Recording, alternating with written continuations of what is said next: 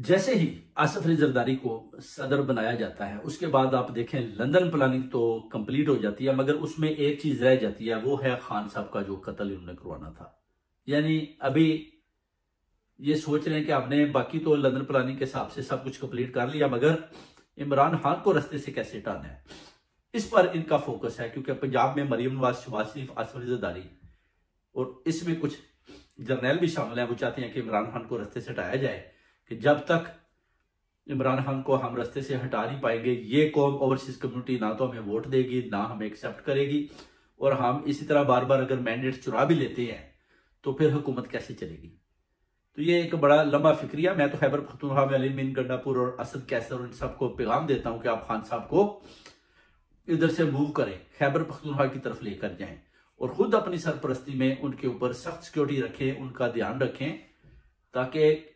किसी किस्म की भी जो इनकी स्कीम है, ये जो अपना PDM2 है, ये कोई भी इनकी जो स्कीम है खान साहब को रास्ते से हटवाने की, वो कामयाब ना हो और खान साहब की भरपूर तरीके से उनकी सिक्योरिटी और उनकी अपना ध्यान रखा जाए। और ये जिम्मेदारी लेनी चाहिए अली मीन गंडापुर साहब को, क्योंकि खान साहब जब तक इनकी गिरफ्त में है, आपको पता है ये कुछ भी कर सकते हैं, क्योंकि खान साहब आपके तो अंडर में है ही नहीं। आप तो खुद मिलना जाता होता है तो आप जाते हैं जेल में, जी मैं मुलाकात करनी है, तो आपको कहते हैं जी आपको मिला देते हैं। तो मैं चाहता हूं कि मूव करें खान साहब को,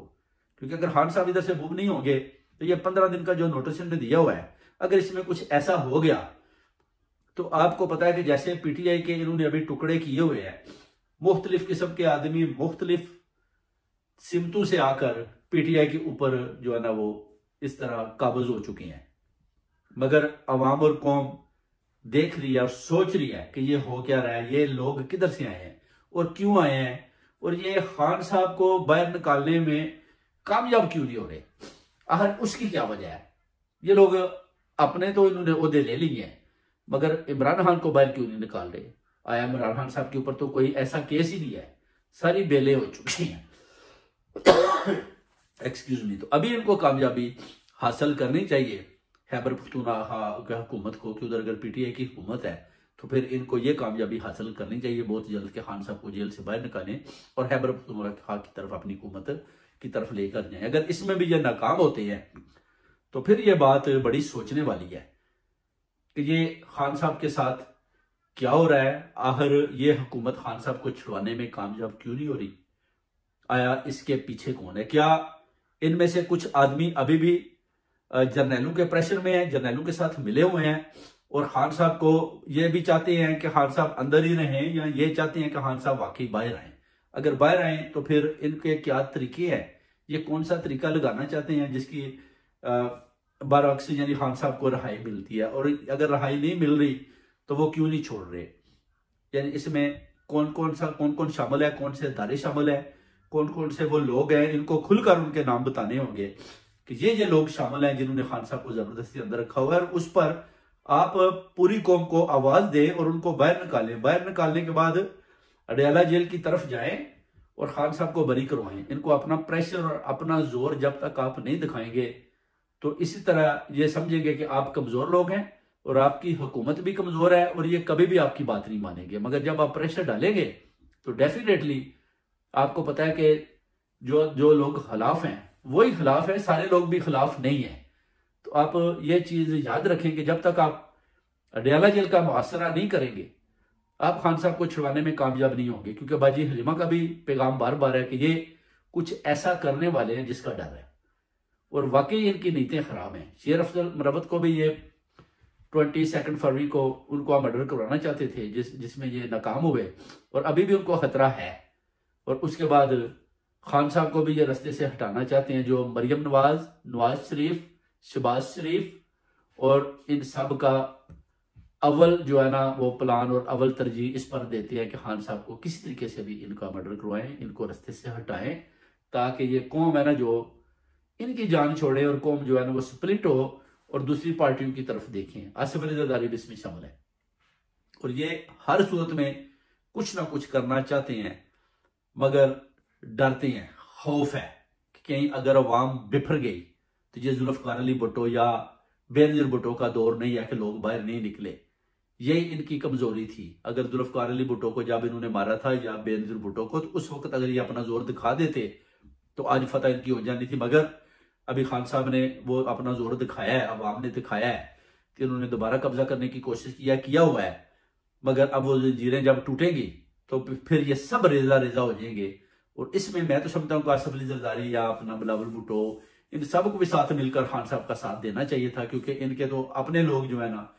इनको पता है कि उन्होंने मारा हुआ है और ये उधर भी उनके साथ भी नहीं खड़े हुए और ये डरते बस हुकूमत चला रहे हैं। अभी जनाब सदर बनाया हुआ है बस एक पुतले की तरह, तो उसको टांगे घोड़े में लम्हा पाया हुआ है, जनाब लेके जा रहे हैं कि आज ये सदर हाउस है जी आपका। तो इस तरह के जो ना ड्रामे हो रहे हैं। उधर शहबाज शरीफ साहब जनाब बाहर निकल कर जी इस तरह वो जनरल आसिम मुनीर को सलूट लगा रहे हैं और जनरल आसिम मुनीर साहब जनाब बाहर से सलूट लगा रहे हैं और शहबाज शरीफ उनको पकड़कर अंदर लेके जा रहा है जैसे कि वो वजीर आजम है और ये अपना रिटायर्ड जनरल है। इस तरह का जिधर अपना पाकिस्तान के अंदर दौर दौरा होता है, उधर आप क्या समझते हैं कि पाकिस्तान उधर कैसे तरक्की करेगा, जिसमें एक जनरल का इतना खौफ है कि वजीर आजम की भी टांगे कांपती हैं और वो ऑफिस से बाहर की तरफ दौड़ता है। तो ये बड़ा अजीब सा मामला है कि आप अगर सामना नहीं कर पाते तो फिर आपको जबरदस्ती मसलत करके कौम के ऊपर इस तरह वो जो नंगा नाच नचा रहे हैं। नवाज शरीफ साहब भी डांस कर करके थक चुके हैं, मरीम नवाज भी थक चुकी है, डांस इन्होंने आप सबको बड़ा करवाया है। अब आप सोच रहे हैं कि किस तरीके से हम बस खान साहब को रास्ते से हटा दें, तो इंशाल्लाह खान साहब ने तो निकल ही आना है एक दिन, कि वो तो हार मानने वाले नहीं है, ना ही वो झुके हैं, ना झुकने का वो नाम लेते हैं। तो इंशाल्लाह ताला जब खान साहब बाहर आ जाएंगे, ये जो लोग हुकूमत कर भी रहे हैं इनको भी देख लेंगे कि ये कितने मुहब्बतन है, ये खान साहब के साथ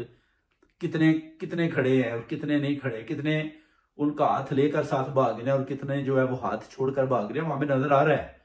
इनकी हरकतों से भी पता चल रहा है। अब ये जो आपका इलेक्शन कमीशन है वो राजा सुल्तान वो अब सफीर बनकर कनाडा जा रहा है। कनाडा वालों को पैगाम देता हूं, कनाडा वालों इसको नहीं छोड़ना आप लोगों ने, पाकिस्तानियों याद रखो, ये उधर आए इसका पीछा करो, जैसे लंदन में नवाज शरीफ का पीछा मरियम नवाज का किया आप सब ने। आप लोगों ने राजा सुल्तान का जीना हराम करना है कनाडा में।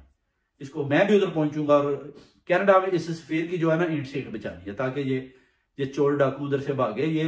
गदार आदमी है, इसने गदारी किया है, मैंडेट के साथ गदारी किया है, कौम के साथ गदारी किया है, अवाम के साथ गदारी किया, ओवरसीज कम्युनिटी की जितनी खिदमत और उन्होंने जितनी मेहनत की उसके साथ इसने गदारी किया। और सबसे पहले इसने जो इसको अपना इलेक्शन कमीशन का चेयरमैन बनाया गया, अपनी ड्यूटी अपने ओहदे के साथ इसने गदारी की और इस गदार को आपने कनाडा वालों बिल्कुल नहीं छोड़ना, इसका पीछा करना है। तो इंशाल्लाह ताला हालात ठीक होते नजर आ रहे हैं। इंशाल्लाह बहुत जल्द हमें सबको खराबी जब जितनी भी होनी थी इन्होंने कर ली है, पार्टियों को सूबों में तकसीम कर दिया, सूबों को पार्टियों के हवाले कर दिया है और किसी पार्टी को दो अक्सरियत नहीं लेने दी, ताकि इनकी गिरफ्त जो है इन पार्टियों के ऊपर मुकम्मल तौर पर काबू रहे और लोग अपने मफादात की सियासत करें, जिसमें ये भरपूर तरीके से कामयाब हुए हैं और सिर्फ ये मार खा गए हैं। अभी जो खैबर पख्तूनख्वा से उधर भी अब ये जो पठानों की हुकूमत है उसको भी देखते हैं कि वो कैसे चलाती हैं और वो खान साहब के साथ कैसे चलते हैं और खान साहब को कैसे छुड़वाते हैं, या इसी तरह ही दौड़ते रहेंगे कभी उधर तो कभी इधर। अगर ये भी कुछ रिजल्ट ना निकाल पाए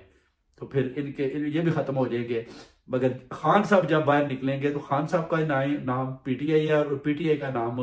इमरान खान है। मेरी बात याद रखो पाकिस्तानियों, इन लोगों को भी अभी हुकूमत दी है, अब देखना है कि ये हुकूमत को कैसे और किस तरीके के साथ लेकर आगे चलती है और इसमें